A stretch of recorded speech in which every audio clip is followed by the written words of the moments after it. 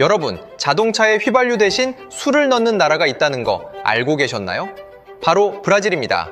사탕수수로 만든 에탄올인데요.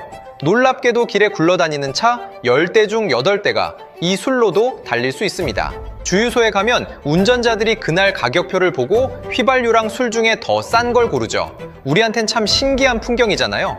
근데요, 바로 이 별거 아닌 일상이 수십 년간 세계 1위였던 도요타를 브라질에서 끌어내린 결정적인 이유가 됐습니다. 현대자동차는 모두가 놓치고 있던 바로 저 주유소 장면을 파고들었고, 그 결과 2025년 세계 1위 도요타를 무려 3만 대 넘는 차이로 따돌렸습니다. 도대체 현대는 저 주유소에서 뭘 봤길래 세계 1위 도요타를 무너뜨린 걸까요? 오늘 그 이야기를 처음부터 끝까지 풀어드리겠습니다.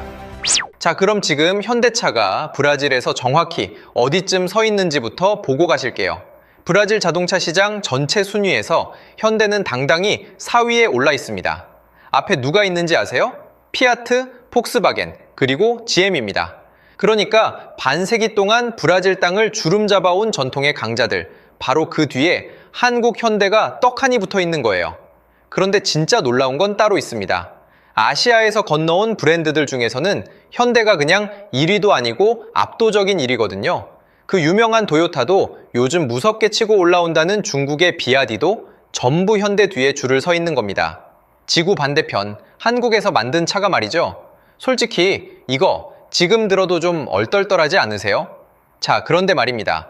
바로 이 현대가 불과 10몇 년 전만 해도 브라질에서 차 한 대 파는 게 하늘의 별 따기였다면 믿어지세요? 그 시절 브라질은 외국 자동차 회사한테 그야말로 난공불락의 요새였거든요. 현대 앞을 가로막은 벽이 그것도 무려 3개나 버티고 서 있었습니다. 첫 번째 벽은 반세기를 군림해온 터줏대감들이었어요. 폭스바겐이 브라질에 공장을 세운 게 1950년대입니다. 피아트는 1970년대부터 뿌리를 내렸고요. 특히 피아트는 한때 시장 점유율이 20%대까지 치솟았던 그야말로 국민 브랜드였습니다. 이게 무슨 의미인지 아세요? 할아버지가 몰던 차를 아버지가 물려 타고 그 차를 또 아들이 타는 겁니다. 3대가 같은 브랜드 차를 타고 다니는 나라였던 거죠. 어느 집 차고에 어떤 차가 서 있느냐가 그 집안의 내력이나 다름없었던 거예요. 이런 곳에 이름도 생소한 한국화 회사가 비집고 들어간다.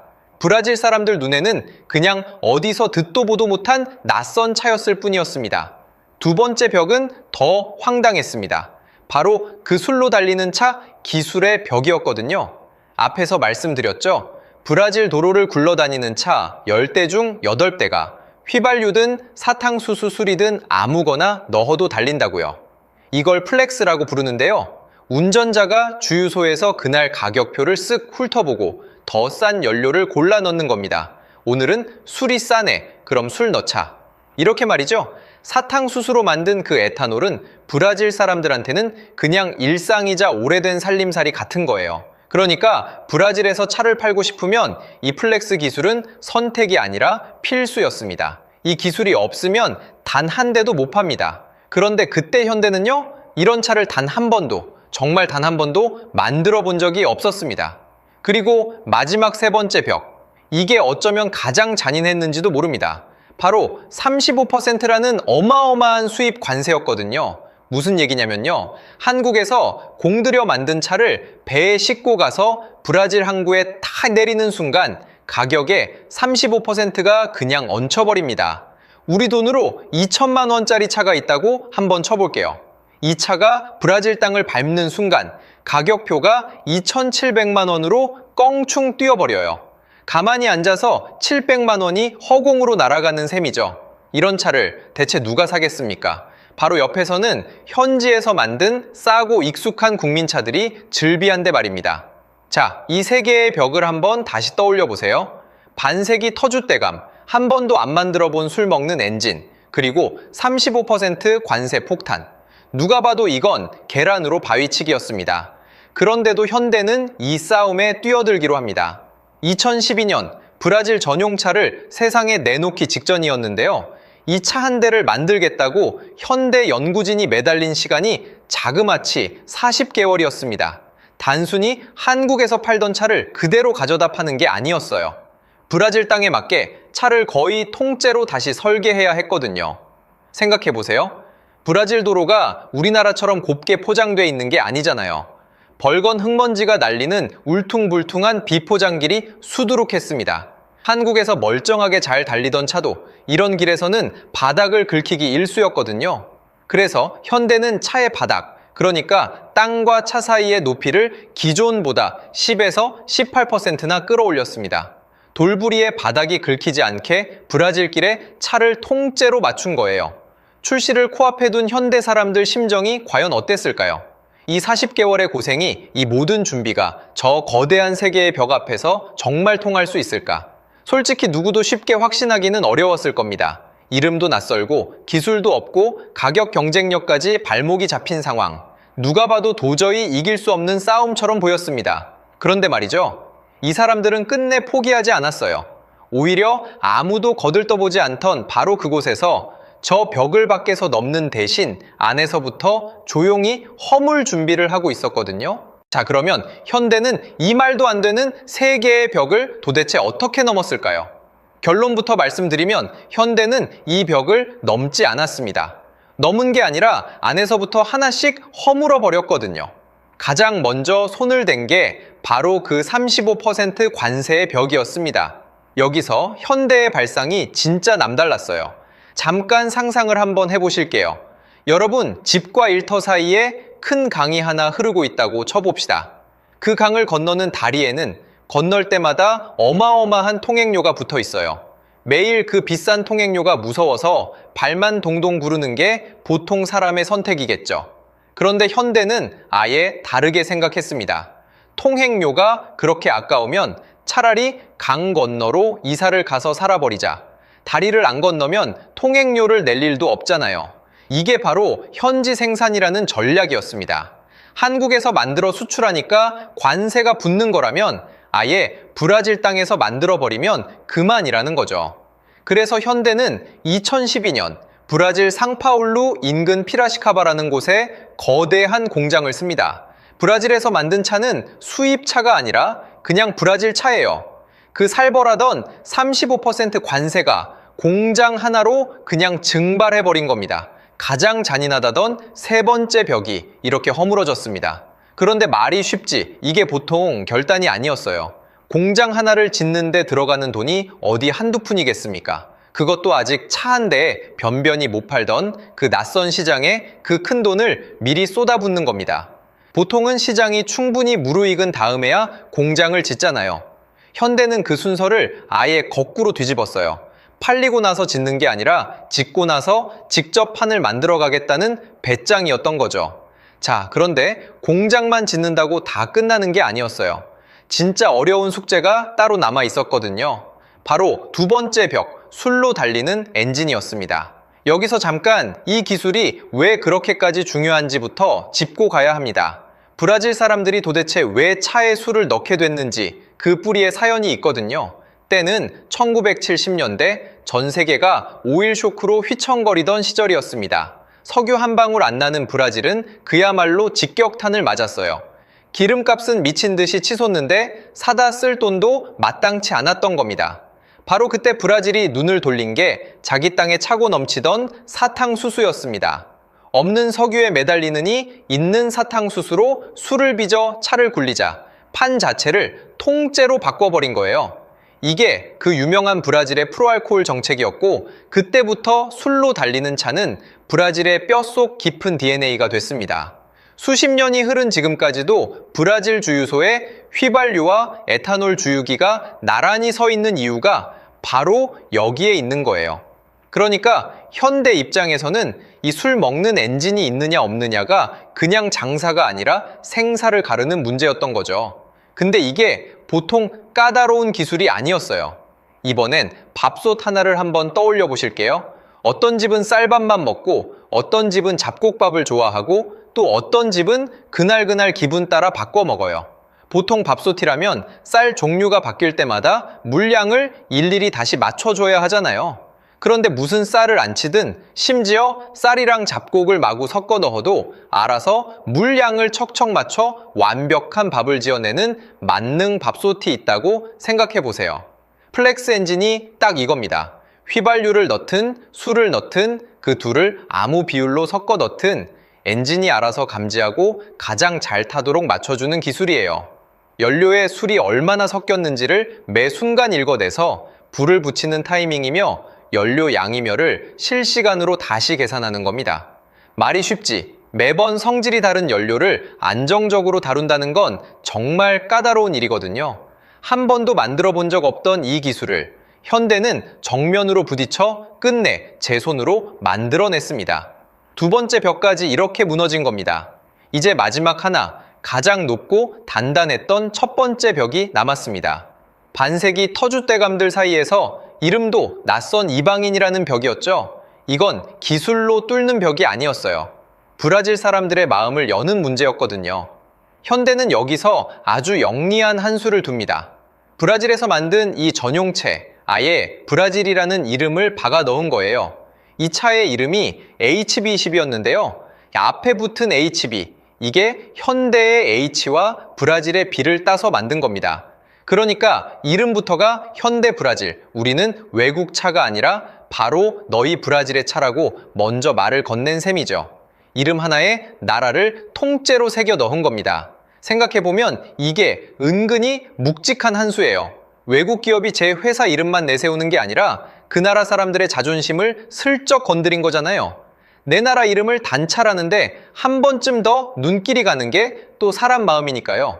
여기에 현대는 한 가지를 더 얹었습니다. 같은 값의 다른 차들과는 급이 다른 고급 옵션들을 아낌없이 집어넣은 거예요. 값은 분명 착한데 막상 타보면 절대 싸구려처럼 보이지 않는 차. 현대의 마르티네즈 부사장은 이 전략을 두고 가격은 합리적이면서도 결코 저렴해 보이지는 않게 만드는 게 핵심이었다고 설명했습니다. 브라질 사람들 입장에서는 듣도 보도 못한 낯선 차가 아니라 어쩐지 자꾸 끌리는 차가 돼가고 있었던 거죠. 처음엔 그냥 싼 맛에 한번 사볼까 했다가 막상 타보고는 생각보다 괜찮은데 하면서 마음을 여는 사람들이 하나둘 늘어갔습니다.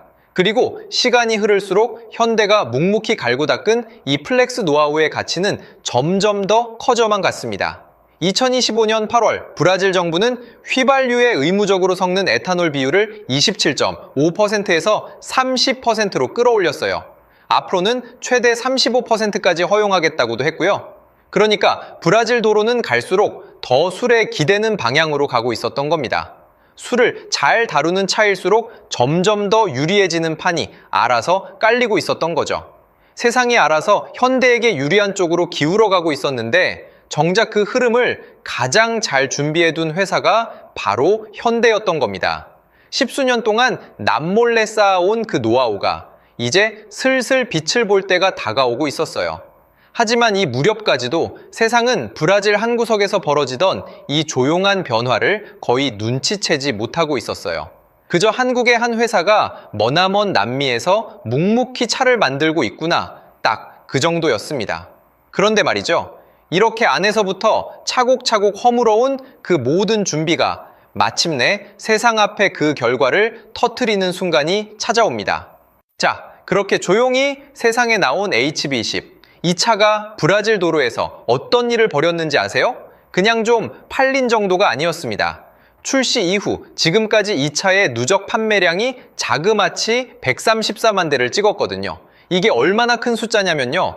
우리나라로 치면 웬만한 광역시 인구 전체가 한 사람도 빠짐없이 똑같은 차 한 종류를 타고 다니는 셈입니다. 그것도 이미 2018년에 100만 대를 넘어섰어요. 보통 차 한 종류가 100만 대를 파는데 얼마나 걸리는지 아세요? 웬만큼 잘 나가는 차도 좋기 십수년은 걸리는 일입니다. 근데 HB20은 그걸 출시한 지 몇 년 만에 단숨에 해치워버린 거예요. 기록이라는 기록은 죄다 갈아치우면서 말이죠. 브라질 길거리에 한번 서보세요. 지나가는 택시도 가족을 태운 차도 출근길 정체에 갇힌 차들 사이에서도 HB20이 심심찮게 눈에 들어옵니다. 어느새 그 나라 사람들의 일상 한복판에 들어와 버린 거예요. 한 나라의 도로 위에 이렇게까지 깊이 스며든다는 건 단순히 차가 좀 좋다는 말로는 다 설명이 안 됩니다. 상황이 이쯤 되자 브라질 언론조차 이 차를 부르는 호칭이 달라지기 시작했습니다.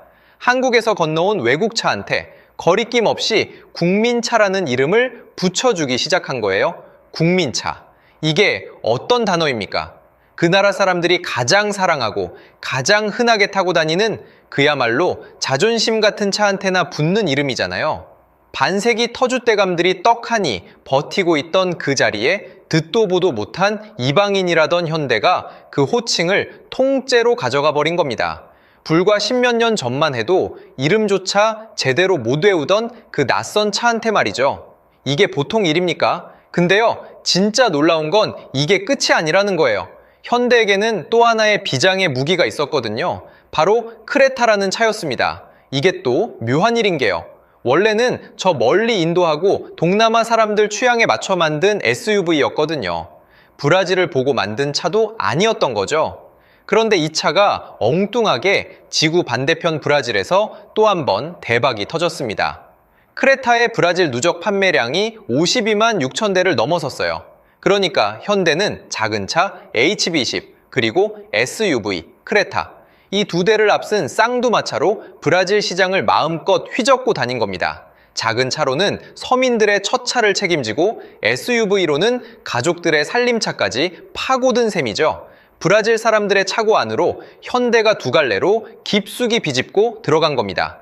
전문가들도 이 현상을 그냥 지나치지 않았습니다. 한국자동차연구원은 브라질을 두고 시장 자체가 한 해 280여만 대 규모로 쑥쑥 커가는 거대한 무대라고 짚었어요. 이게 무슨 뜻이냐면요. 현대는 가만히 멈춰있는 시장에서 어쩌다 1등을 한 게 아니라는 겁니다. 무섭게 자라나는 시장 위에 미리 올라타서 그 거대한 파도를 제대로 탄 거예요. 현대의 마르티네즈 부사장 말처럼 합리적인 가격에 든든한 안전사양까지. 브라질 사람들이 이 차를 마다할 이유가 도무지 없었던 겁니다. 운도 실력이라는 말이 있죠. 현대는 그 운이 굴러올 자리에 먼저 가서 자리를 깔고 기다린 쪽에 가까웠던 거예요. 자, 여기서 우리가 한 가지는 분명히 짚고 가야 합니다. 이건 그냥 차 좀 잘 판 이야기가 아니에요. 지구 반대편 머나먼 남미의 한 나라에서 그 나라의 토박이 회사도 아닌 한국이라는 낯선 나라의 기업이 그 나라 사람들의 국민차를 만들어버린 겁니다. 생각해보세요. 외국 기업이 그 나라에서 그냥 장사를 잘하는 것과 그 나라의 국민차가 되는 건 완전히 다른 차원의 이야기거든요. 앞에 것이 손님으로 인정받는 거라면 뒤에 것은 아예 한 식구로 받아들여진 거예요. 낯선 손님으로 문 앞에 서 있던 회사가 십수년 만에 그 집 거실에 제 자리를 잡고 앉은 셈이죠. 판을 따라간 게 아니라 판 자체를 통째로 뒤집어 엎은 겁니다. 여기까지만 들어도 가슴이 좀 뛰지 않으세요? 머나먼 브라질에서 한국 차가 그 나라의 국민차가 됐다는 이야기니까요. 그런데 말입니다. 여기서 박수를 치기엔 아직 좀 이릅니다. 지금까지 들으신 이야기가 그냥 성공 신화의 끝인 줄 아셨다면 진짜 무서운 이야기는 사실 지금부터거든요. 여러분, 지금부터가 진짜입니다. 지금까지는 현대가 브라질에서 차를 엄청 잘 팔았다. 딱 거기까지였잖아요. 근데 잘 파는 거랑 세계 1위를 끌어내리는 건 완전히 다른 얘기거든요. 현대가 브라질에서 진짜로 끌어내린 상대가 누구였는지 아세요? 바로 토요타입니다. 수십 년 동안 전 세계 자동차 판매 1위 자리를 단 한 번도 놓치지 않았던 그 토요타요. 우리가 흔히 자동차 하면 떠올리는 품질의 대명사 같은 바로 그 회사 말입니다. 브라질 시장에서 현대는 이 거인을 직접 밀어내기 시작했습니다. 2024년만 해도 두 회사의 격차는 고작 2,000대 안팎이었어요. 엎치락뒤치락 그야말로 코앞에서 벌어지던 승부였던 거죠. 그런데 이듬해인 2025년 이 격차가 갑자기 확 벌어집니다. 무려 32,944대, 현대가 도요타를 3만 대가 넘는 차이로 따돌려버린 겁니다. 좁혀지기는커녕 가속 페달을 콱 밟은 듯이 격차가 쩍 벌어진 거예요. 불과 한 해 사이에 무슨 일이 벌어진 건지 도요타로서는 그저 어리둥절했을 겁니다. 근데 여기서 진짜 흥미로운 질문이 하나 생깁니다. 도대체 천하의 도요타가 왜 졌을까요? 기술이 모자라서요? 천만에요. 오히려 도요타가 가장 자신 있어 하던 게 바로 그 유명한 하이브리드 기술이었거든요. 근데 바로 그게 발목을 잡았습니다. 다시 한번 그 주유소 장면을 떠올려 보세요. 브라질 운전자는 그날그날 가격표를 보고 더 싼 연료를 골라 넣는다고 했잖아요. 오늘은 술, 내일은 휘발유, 이렇게 말이죠. 도요타의 하이브리드는 이 변덕스러운 일상에 딱 들어맞지를 못했던 겁니다. 반면 현대는 처음부터 그 수를 자유자재로 다루는 플렉스로 승부를 봤고요. 그러니까 이건 기술이 더 뛰어난 쪽이 이긴 싸움이 아니었어요. 그 나라 사람들의 일상을 더 깊이 들여다본 쪽이 이긴 싸움이었던 겁니다. 세계 1위 도요타 입장에서는 이게 정말 환장할 노릇이었을 거예요. 기술로 진 게 아니라 브라질 사람들의 주유소 습관 하나에 밀려난 거니까요. 세상에서 제일 좋은 칼을 만들어 놓고도 정작 그 동네 사람들한테는 칼이 아니라 가위가 필요했던 격이라고 할까요?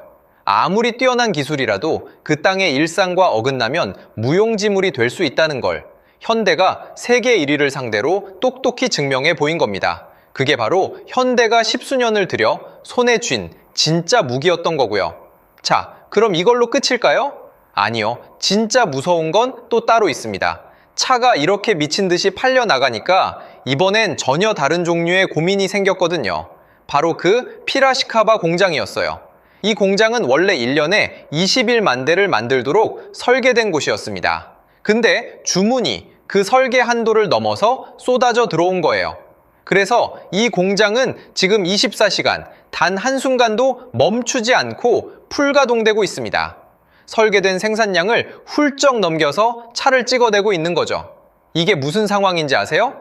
못 팔아서 걱정이 아니라 못 만들어 줄까봐 걱정인 겁니다. 그야말로 행복한 비명을 지르고 있는 거예요. 한번 떠올려 보세요. 밤이고 낮이고 컨베이어 벨트가 멈출 줄을 모르고 라인에서는 쉴 새 없이 새 차가 굴러나오는 풍경을요. 십몇 년 전 차 한 대 변변히 못 팔던 그 회사의 공장이 말이죠. 불가능하다던 바로 그 공장이 이제는 물량을 못 댈까봐 발을 동동 구르고 있는 겁니다. 그런데 여러분, 그럼 지금이 정점일까요? 현대는 여기가 끝이라고 생각하지 않았습니다. 2024년 현대차그룹의 정의선 회장이 직접 브라질로 날아갑니다. 그리고 그 나라의 룰라 대통령을 만났어요. 한 기업의 회장이 한 나라의 대통령을 직접 만난다. 이게 무슨 의미겠습니까? 이제 현대는 그냥 차 파는 회사가 아니라 브라질의 미래를 함께 그리는 동반자가 됐다는 얘기예요. 외국 회사 하나가 그 나라 정상의 테이블 맞은편에 앉는다는 건 아무한테나 주어지는 자리가 아니거든요. 이 자리에서 현대는 어마어마한 약속을 합니다. 2032년까지 11억 달러를 브라질에 쏟아붓겠다고요. 수소차, 에탄올 하이브리드, 전기차까지. 브라질의 친환경차 미래에 통째로 베팅을 한 겁니다. 11억 달러면 우리 돈으로 1조 원을 훌쩍 넘는 어마어마한 금액이에요. 그걸 한 번에 쓰고 마는 것도 아니고 앞으로 몇 년에 걸쳐 꾸준히 들이붓겠다는 겁니다. 마침 브라질 정부도 모베르라는 친환경차 감세 제도로 멍석을 깔아주고 있었고요. 브라질이 친환경차를 키우려는 마당에 마침 그 길을 십수년째 닦아온 회사가 바로 현대였던 거예요. 양쪽의 이해관계가 기가 막히게 맞아떨어진 셈이죠.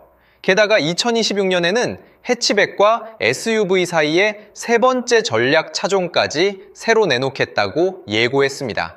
한 곳에 안주하지 않고 끊임없이 다음 카드를 준비하고 있는 거죠. 한 기업이 차를 잘 파는 수준을 넘어 이제 한 나라의 산업 지도를 함께 그리는 단계까지 올라선 겁니다. 자, 여기까지 들으면 정말 흠잡을 데 하나 없는 완벽한 신화처럼 보이죠? 브라질 국민채 세계 1위 도요타 격파의 국가급 동반제, 장밋빛 미래 투자까지. 그런데 말이죠. 이 눈부신 그림 위로 슬그머니 그림자 하나가 다가오고 있었습니다. 이 모든 게 마냥 장밋빛 미래인 것만은 아니거든요. 냉정하게 짚어야 할 부분도 분명히 있습니다. 자, 그 그림자의 정체부터 말씀드릴게요.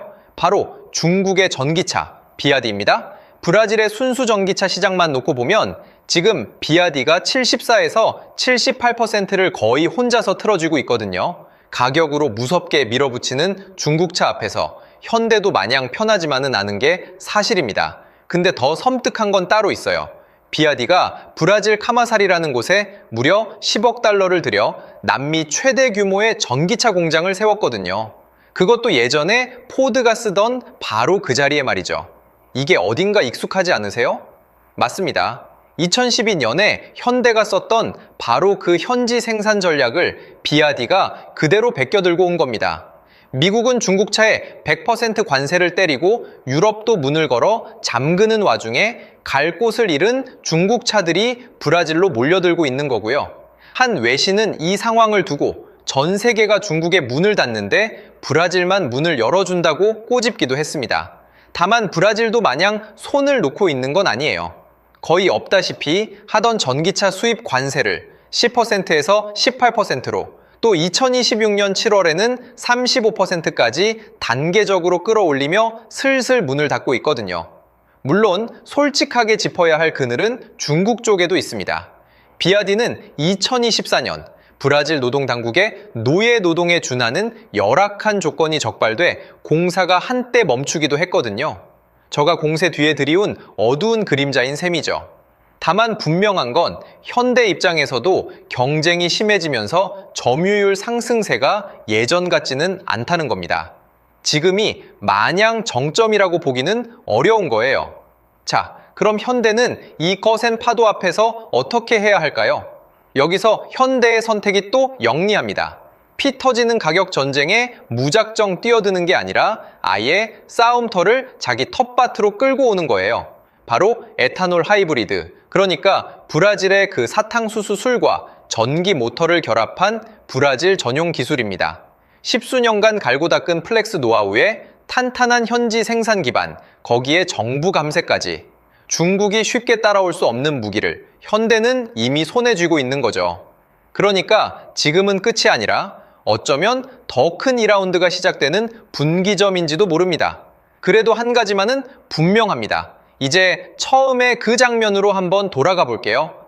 브라질의 어느 주유소, 한 운전자가 가격표를 가만히 올려다보며 오늘은 휘발유를 넣을까 술을 넣을까 잠시 고민합니다. 우리 눈엔 그저 사소하고 신기하기만 한 일상이었죠. 그런데 현대는 바로 저 평범한 고민 하나를 14년 동안 끈질기게 들여다봤습니다. 남들은 그냥 스쳐 지나갈 그 짧은 망설임 속에 브라질 사람들의 마음으로 들어가는 열쇠가 숨어 있다고 본 거예요. 생각해보면 현대의 성공 비결은 무슨 거창한 마법이 아니었어요. 더 빠른 엔진도, 더 화려한 기술도 아니었습니다. 저 운전자가 주유소에서 무슨 생각을 하는지, 그 나라 사람들이 어떤 길을 달리고 무엇을 불편해야 하는지, 그 일상을 누구보다 깊이 그리고 오래 들여다본 14년이었던 거예요. 그러니까 이건 자동차 이야기인 동시에 누군가의 마음을 얻는다는 게 무엇인지에 관한 이야기이기도 합니다. 사람의 마음이라는 게 결국 큰 소리나 화려한 약속으로 열리는 건 아니잖아요. 그 사람이 매일 어떤 고민을 안고 사는지 가만히 곁에서 들여다본 시간만큼 천천히 열리는 거니까요. 다시 한번 떠올려 보세요. 반세기 터줏대감, 술 먹는 엔진, 그리고 35% 관세. 2012년 그 세 개의 벽 앞에서 절대 안 된다는 말을 듣던 회사가 있었습니다. 바로 그 회사가 지금은 브라질의 국민차를 만들고 있어요.